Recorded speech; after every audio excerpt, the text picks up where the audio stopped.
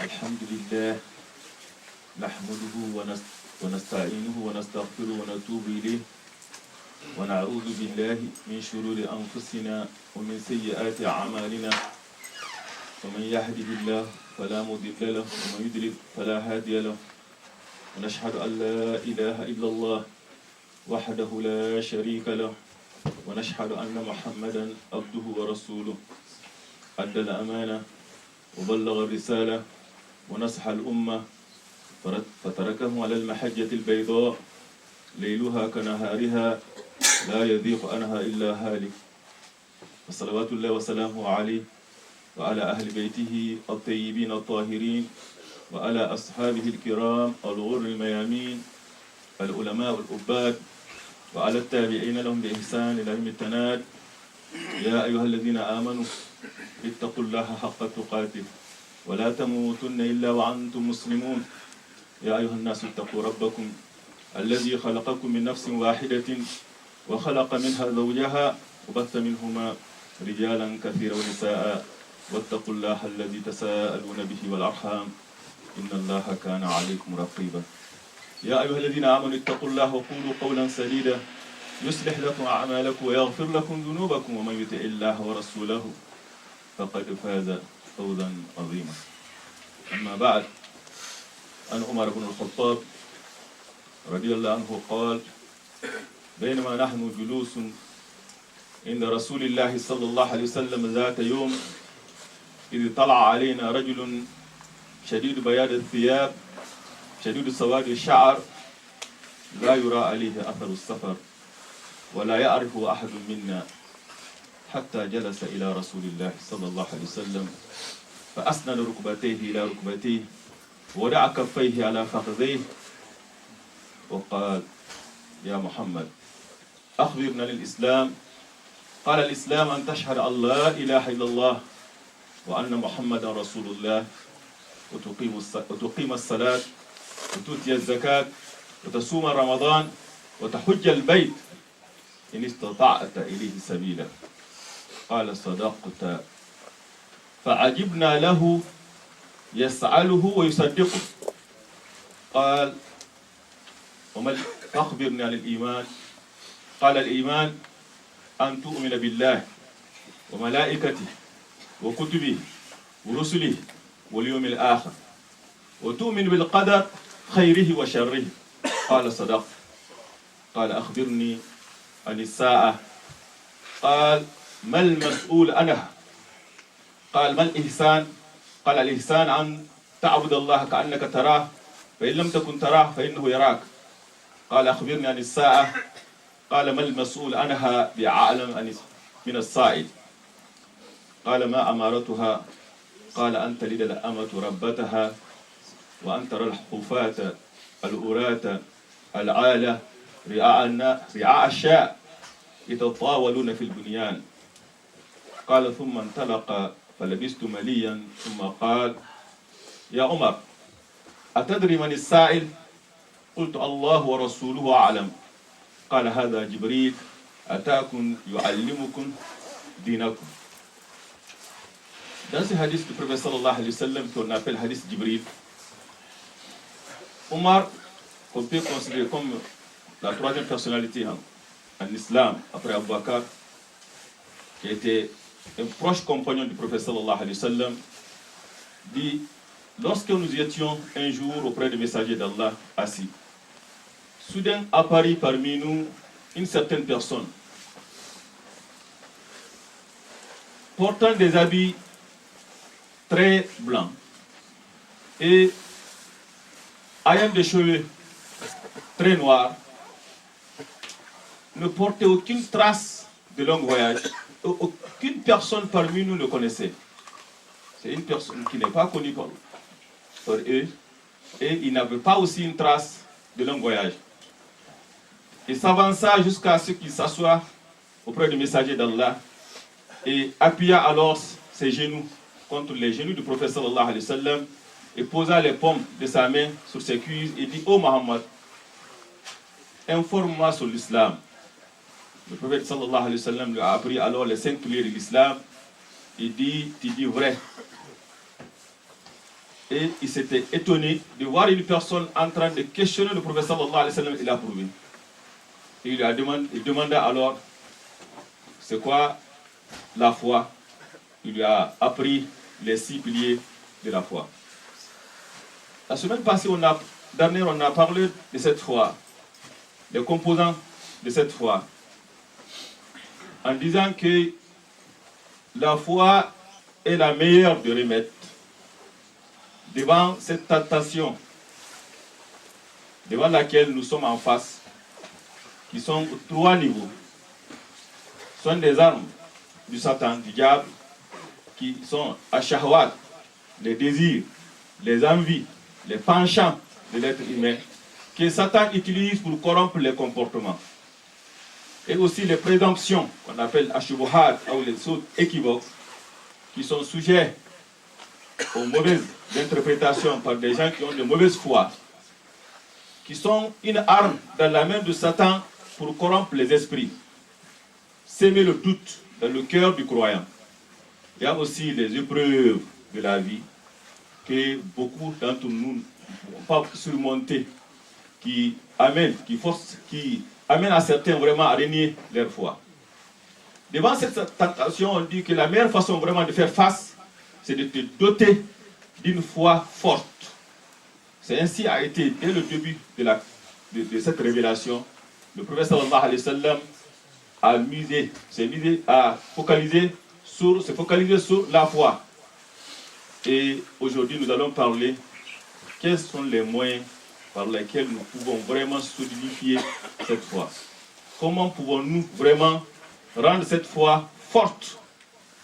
Et ça, quand tu regardes dans le Coran, il nous dit clairement que la foi, la définition de la foi avec le savoir religieux, en général, هو الإقرار باللسان بالقلب الإقرار بالقلب والنطق باللسان والعمل بالجوارح. C'est une conviction, c'est une adhésion intime, une affirmation du cœur et qui est prononcée par la langue et pratiquée par les membres. Étant, comme nous venons de le dire, la foi est susceptible de croître et de décroître. Et ça, le Coran nous dit. Il dit وَمَا جَعَلْنَا أَصْحَابَ النَّارِ إِلَّا مَلَائِكَةً وَمَا جَعَلْنَا عِدَّتَهُمْ إِلَّا فِتْنَةً لِلَّذِينَ كَفَرُوا لِيَسْتَيْقِنَ الَّذِينَ أُوتُوا الْكِتَابَ وَيَزْدَادَ الَّذِينَ آمَنُوا إِيمَانًا. Afin, le nombre des gardiens de l'enfer, quand Dieu dit que c'est 19, Abu Jahal il dit 19 seulement. Nous sommes plus nombreux qu'eux. Et ça, Dieu très haut dit, nous avons fait de ce nombre-là afin d'accroître, pour que la foi de ceux qui croient s'accroît, s'augmente, se multiplie, se solidifie. Et il dit dans d'autres versets, وَإِذَا مَا أُنْزِلَتْ سُورَةٌ فَمِنْهُمْ مَنْ يَقُولُ أَيُّكُمْ زَادَتْهُ هَذِهِ إِيمَانًا فَأَمَّا الَّذِينَ آمَنُوا فَزَادَتْهُمْ إِيمَانًا وَهُمْ يَسْتَبْشِرُونَ وَأَمَّا الَّذِينَ فِي قُلُوبِهِمْ مَرَضٌ فَزَادَتْهُمْ رِجْسًا إِلَى رِجْسِهِمْ وَمَاتُوا وَهُمْ كُفَّارٌ. Quand la verset est révélée, ceux qui ont la foi, ça accroît leur foi. D'autres ne fait qu'ajouter une sûre sur leur sûre. Donc la foi, on voit très bien que ça s'augmente comme ça se diminue. Et quand tu regardes la définition, le fondement de la foi en islam, Dieu très haut dit فَعَلَمْ أَنَّهُ لَا إِلَهَ إِلَّا اللَّهُ وَاسْتَغْفِرْ لِذَنْبِكَ وَلِلْمُؤْمِنِينَ وَلِلْمُؤْمِنَاتِ وَاللَّهُ يَعْلَمُ مُتَقَلَّبَكُمْ وَمَثْوَاكُمْ. Dans ce verset coranique qui est plein d'enseignements, il dit sache, il s'adresse au prophète Mohammed sallallahu alayhi wa sallam, qu'il n'y a point de divinité en dehors d'Allah. Et implore le pardon d'Allah pour tes péchés et celui des croyants et des croyants. Dieu sait ce que vous faites quotidiennement et votre dernière demeure aussi dans l'au-delà. Ici, il parle de la profession de foi, l'unicité, de savoir qu'il y a d'autres dieux qu'Allah, mais il a commencé par quoi? Par le savoir. La foi est synonyme du savoir. de science. Ça, c'est très important parce que quand on dit ce qui est dans le cœur, il faut que les personnes sait ce qu'il est dans le cœur. Et il sait ce qu'il fait. Il sait aussi ce qu'il dit. Donc, le fondement de la foi en islam, c'est la foi. Si on dit alors, comment faire augmenter, solidifier la foi, ça passe impérativement par le savoir. Ça passe impérativement par la science. Et le contraire de la foi, c'est l'ignorance aussi. Car l'ignorance en islam, comme le savant religieux le dit, est de 3 catégories. Il y a qu'on appelle al-jahl al-basit. إذا كان الإنسان لا يعلم حقيقة الشيء. أما إذا كان يعتقد اعتقادا فاسدا في شيء هذا يسمى جهلا مركب. وإذا كان يعمل بخلاف ما يعلم بعلمه يسمى هذا أيضا جهل. Donc l'ignorance en islam ou dans la religion, c'est quelqu'un qui, première catégorie, quand on ignore la réalité d'une chose, on dit qu'il est ignorant. Et c'est l'ignorance la plus simple, qu'on appelle simple. Et cette ignorance, tout le monde l'a, car dans la vie, on apprend toujours. Et on est ignorant, et on apprend.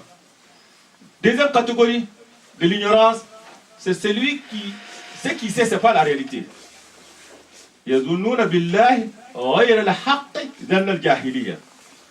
Ils avaient des pensées non conformes à la vérité sur Allah. Ça, c'est Zannul Jahiliya. Ils savent ce qu'ils savent, ce n'est pas vrai. Et ça qu'on appelle l'ignorance complexe, double. Et ça est plus pur. Et souvent dans le Coran, il parle de ceux-là. C'est ça, les prophètes sont venus pour rectifier, pour mettre les gens sur le droit chemin, sur la bonne science. Les gens, ce qu'ils savent, ce n'est pas ça. Ce n'est pas la réalité. D'autres, la troisième catégorie, c'est les gens qui connaissent la vérité. Ils savent qu'ils savent, mais ils n'œuvrent pas selon ce qu'ils savent. Ça aussi, ça fait partie de l'ignorance. Et souvent, les 2 catégories de l'ignorance est causée par quoi? Par l'émotion, par la passion. إذ جعل الذين كفروا في قلوبهم الحمية حمية الجاهلية. Quand ceux qui ont mécrit ont mis dans leur cœur la fureur de l'ignorance. La fureur de l'ignorance. Et ça, c'est la passion. معنى أنه يكون تحكيم القوة القبلية العنصرية والأنف والغضب والانفعال. C'est ce qu'on appelle. Quand l'islam parle de jahal, il parle de quoi? Tribalisme. Il parle de quoi? De s'emporter facilement. Il parle de quoi? De ne pas juger selon la vérité, selon la réalité. Et c'est ça que l'islam vient de combattre. Donc quand on parle, comment on fait pour augmenter la foi? C'est par la science. Qu'est-ce qui diminue la foi aussi? C'est l'ignorance.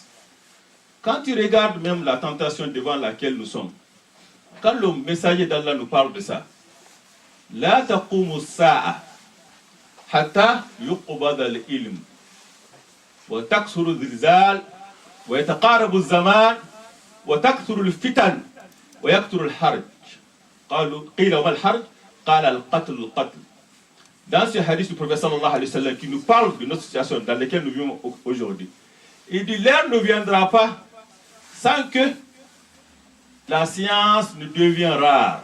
Ça a commencé d'abord par la science, devient alors le tremblement qui se multiplie, devient alors le temps qui apparaît très court, très court. Ça peut être les moyens de déplacement qui rendent le temps court, ça peut être le moyen de communication, ça peut être que la baraka aussi, Dieu l'enlève du temps.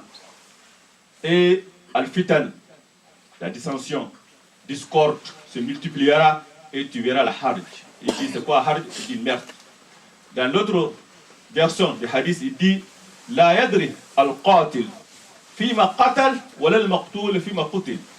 Il dit le meurtre sera répandu à tel point d'escalade de violence, ce sera à un point que tu demanderas le meurtrier pourquoi tu as tué, il dit je ne sais pas. Celui qu'on a tué, tu lui demandes pourquoi on t'a tué, il ne sait pas. C'est-à-dire les gens tuent par plaisir et tuent par n'importe. Il n'y a pas une raison. Il n'est pas basé sur ça. Et il dit dans notre version, il dit Tara rajula yaqtul umma amma wa akha wa ibn ammi wa jara faqala sahaba ama ana aqulu la qala la ولكن الله ينزع عقول أهل هذا الزمان حتى يحسب ahaduhu ala annahu ala shay wa laysa ala shay. Il dit ce jour-là, quand ça arrivera, tu trouveras une personne, il va tuer son voisin, son frère, son cousin, son oncle, n'est pas épargné. Les Sahaba s'écria, avons-nous perdu la raison? Il dit non. Mais ce jour-là, les gens qui sont dans cette époque-là ont perdu la raison. Tu trouveras une personne prétendre détenir la vérité alors qu'il n'a pas la vérité. C'est ça qu'on nous voit. Tout le monde croit que c'est lui qui a la vérité. Donc, qu'est-ce qui augmente la foi? C'est la science. Et cette science, ça concerne les 6 éléments lesquels nous avons parlé. Ça parle quels éléments? Allah, al-iman billah, que tu approfondis ta connaissance sur Allah.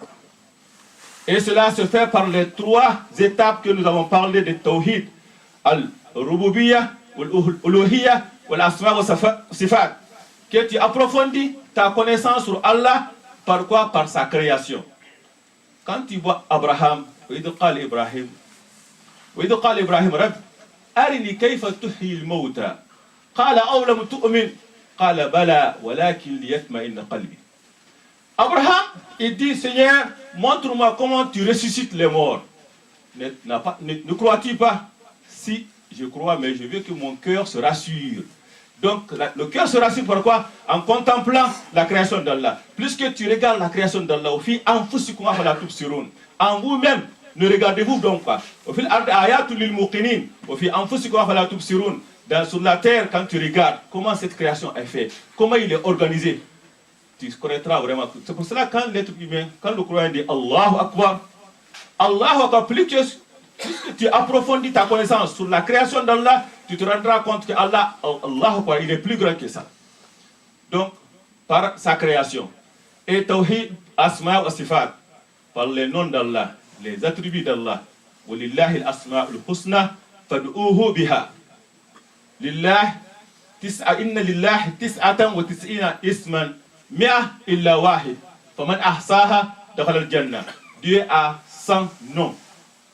100 noms moins 1, ça veut dire 99 noms. Quiconque le dénombre entrera au paradis. C'est-à-dire, il le saisit, leur signification, il l'applique aussi. Et ça, c'est très important. Quand tu regardes, les gens qui ont plus de connaissances sur le nom d'Allah, c'est eux qui connaissent mieux Allah.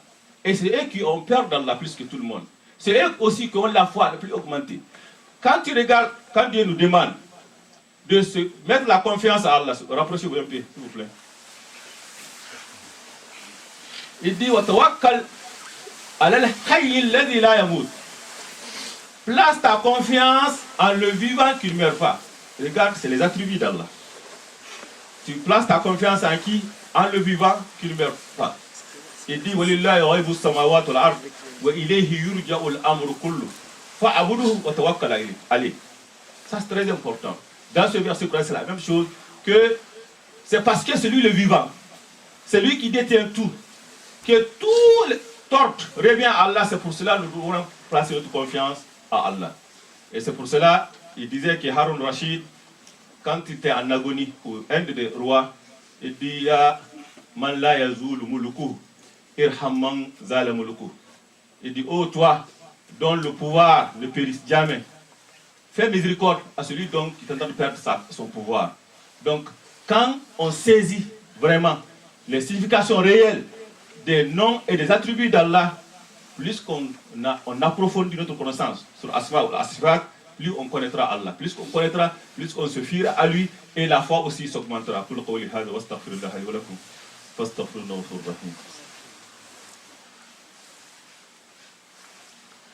Alhamdulillah Rabbil Alamin. Wassalat wassalam ala al-mab'ous rahmatan lil alamin. Très chers frères et sœurs, parmi ce qui augmente la foi, c'est de se rappeler de la mort. Le prophète sallallahu alayhi wa sallam dit كنت نهيتكم عن زيارة القبور ولكن زوروها فإنها تذكركم الآخرة. Il dit je vous ai interdit de visiter les tombes, mais visitez-les maintenant car ça vous rappelle de la mort, ça vous rappelle de l'au-delà. Et ça, quand tu regardes la fin de l'être humain, car c'est la fin des étapes. Et le premier message du prophète sallallahu alayhi wa sallam était quoi?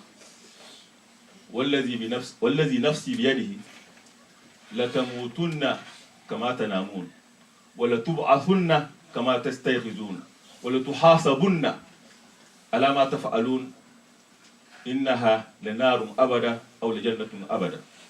Il dit, je jure par celui qui détient mon âme, vous mourrez comme vous vous endormez, et vous serez ressuscités comme vous vous réveillez, et vous serez jugés selon vos œuvres.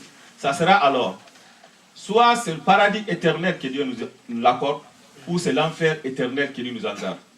Donc c'est pour cela, quand la personne réfléchit, se rappelle de la mort, tu ne te rappelles jamais de la mort dans un moment de lézard sans que cela ne te trouble. Tu ne te rappelles jamais de la mort dans un moment de difficulté sans que ça te lèse, ça te donne vraiment le réconfort.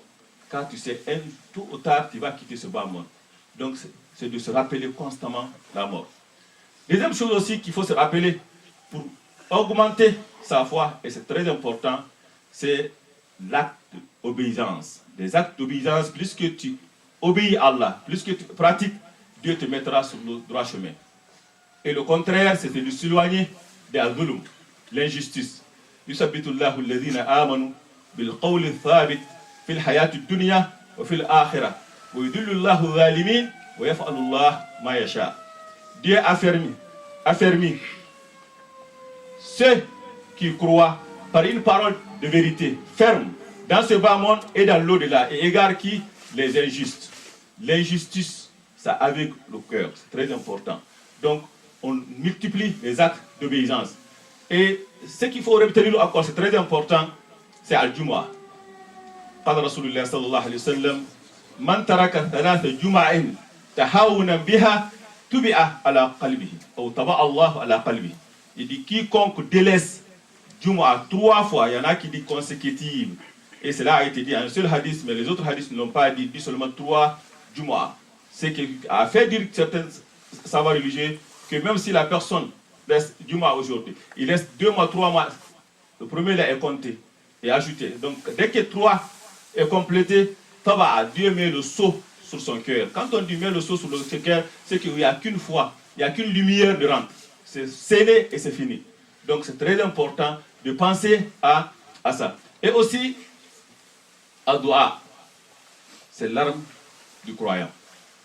ربنا لا تزغ قلوبنا بعد إذ هديتنا وهب لنا من لدنك رحمة إنك أنت الوهاب. اللهم يا مصرف القلوب صرف قلوبنا على طاعتك. اللهم يا مثبت القلوب ثبت قلوبنا على طاعتك وعلى إيمانك. Ça c'est très important, de multiplier l'invocation. De multiplier l'invocation. Et le prophète sallallahu alayhi wa sallam, il faisait ça. Dans Hadith Salma, il dit, quand Rasulullah sallallahu alayhi wa sallam la yakhruj hatta yaqul Allahumma inni a'udhu bika an adilla aw udalla an adilla aw udalla an adlima aw udlama an ajhala aw yujhala alayya. Il dit, je me mets sous ta protection, que je ne m'égare ou j'égare d'autres personnes. Que je m'égare ou personne m'égare. Ou je commets l'erreur ou quelqu'un m'incite à commettre erreur. Et que je oppresse ou je n'en subis. Ou je commets l'ignorance ou qu'on m'incite à commettre l'ignorance. Ça finit par l'ignorance. C'est très important. Asma'ullah ou sifat, c'est quelque chose qu'on doit apprendre. Ça nous aide vraiment à connaître mieux Allah. Je finis avec ces hadiths Rasulullah sallallahu alayhi wa sallam, car aujourd'hui nous avons perdu un frère que nous devrons aller pour l'enterrement aujourd'hui après la prière. Et nous prions Allah que Dieu lui accorde sa miséricorde. Comme j'ai perdu aussi un cousin aussi en France, je prie Allah que Dieu aussi lui accorde sa miséricorde et surtout en mort. Il dit, Ma min abdin yusibu hammun aw hazn fayaqul Allahumma inni abduka wa ibnu abdika wa ibnu amatika nasiyati biyadik ماضي في حكمك عدل في قضاؤك أسألك بكل اسم هو لك سميت به نفسك أو أنزلته في كتابك الكريم أو علمته أحدا من خلقك أو استأثرت به في علم الغيب عندك أن تجعل القرآن العظيم ربيع قلبي ونور صدري وجلاء حزني وذهاب همي إلا أذهب الله همه وأبدله مكان حزنه فرجا. Dans ce hadith du prophète sallallahu alayhi wa sallam, c'est très important que quiconque est devant une affliction, une angoisse, un problème, un souci, et il dit ceci: Seigneur, je suis ton serviteur, le fils de ton serviteur, le fils de ta servante. Mon toupet est dans ta main. Dieu te dirige là où il veut. Ton jugement s'appliquera sur moi. Et ton décret se réalise en toute justice. En toute justice sur moi. Je t'implore par tous les noms que tu t'es nommés. Ou tu as fait révéler dans le Coran, ou tu as honoré un de tes serviteurs par ce nom, ou tu l'as gardé dans la science de l'inconnaissable auprès de toi. Et tu fais tes invocations, Dieu exaucera. Donc on voit très bien que c'est par le nom d'Allah. Et plus que la personne sait, quand tu dis le souverain, c'est Allah. Quand tu dis Al-Mu'izz, Allah. Quand tu dis Al-Awwal, Allah. Quand tu dis Al-Hayy, Allah. Quand tu dis Al-Qayyum, Allah. La personne, dès que tu saisis vraiment le nom réel, les significations réelles de tout ça, ça t'aide vraiment à surmonter ces tentations devant lesquelles nous sommes. Car aujourd'hui, toutes les 3 tentations que nous avons parlé, que ce soit à Shahawat, c'est partout. Ils te cherchent même dans ta maison, par la télé, sur l'internet, dans la rue, partout, à Shahawat. Et aussi à Shubuhat, on ne sait pas qui a sauvé. Tout le monde prétend qu'il détient la vérité. Ça, on interprète de 1000 façons. Et aussi les tentations, les épreuves de la vie, que ce soit les maladies, que ce soit la pauvreté, que ce soit les querelles entre les familles. Donc ça y est partout. Pour surmonter ça, il faut vraiment que la personne utilise le savoir, cherche le savoir, et ça c'est très important. Innama yakhshallaha min ibadihi al-ulama. Ne craint Allah que les savants. Ne craint Allah que les savants. Et dans le même dynamisme, alhamdulillah, nous avons loué en haut et nous avons demandé la rénovation afin vraiment de pouvoir, car samedi, on a ici 75 enfants. Dimanche, à peu près 75 encore. Et la demande est nombreuse, on ne peut pas vraiment les accepter parce qu'on n'a pas de place. Les parents qui amènent leurs enfants, ils auraient aimé. Dès que tu poses ton enfant, tu as aussi une place où tu peux vraiment suivre les cours. On a constaté que les parents qui sont instruits, qui s'intéressent au savoir, c'est eux, leurs enfants sont les meilleurs ici. Donc c'est très important. Si les parents ne sont pas impliqués, ça ne va pas avancer. Pour inclure tout le monde, que les parents apprennent, et les enfants aussi apprennent, dans un climat vraiment souhaitable, nous avons lu en haut et nous avons demandé la rénovation. On sait dans le contexte dans lequel nous vivons actuellement. Et souvent, quand on dit on fait cette rénovation ou telle chose, peut-être qu'il y a des résistances. Mais aujourd'hui, quand vous avez des acquis, il faut vraiment en profiter. Il faut vraiment en profiter. Cette mosquée, alhamdulillah, malgré ça, il n'est pas tellement grand, mais on a tous les papiers qu'il faut, on a tous les documents qu'il faut. Et en haut, alhamdulillah, nous venons d'avoir le permis aussi pour faire la rénovation. Ça demande d'argent. Maintenant, le balai dans notre camp, c'est vraiment ça demande d'argent. Ce n'est pas les 300 et 400, 500 qu'on ramasse qui va vraiment nous aider à faire des rénovations. Ça demande vraiment une générosité intense. Donc nous demandons vraiment votre générosité. Si vraiment quelqu'un veut dire qu'il a la foi, on voit vraiment sa façon de dépenser, comment il dépense. Donc nous demandons vraiment d'être généreux. Et nous avons un frère aussi qui nous a parlé de sa femme qui est malade. Nous prions Allah qui lui donne la guérison. ربنا تقبل منا انك انت السميع العليم وتب علينا يا مولانا انك تواب رحيم اللهم يا مثبت القلوب ثبت قلوبنا للايمان اللهم يا مصرف القلوب صرف قلوبنا على طاعتك يا رب الرحمن الرحيم اللهم ثبتنا بالقول الثابت في الحياه الدنيا وفي الاخره يا رب الرحمن الرحيم اللهم اهدنا فيما هديت وعافنا فيما عافيت وتولنا فيمن توليت وبارك لنا فيما اتيت واصرف عنا السوء ما قضيت انك تقضي ولا يقضى عليك اللهم لا يدل ما هديت ولا يعز ما اريد بيدك الخير كله يا رب الرحمن الرحيم قوموا الى الصلاه يرحمكم الله. Les longs vont passer là vraiment pour ramasser l'argent.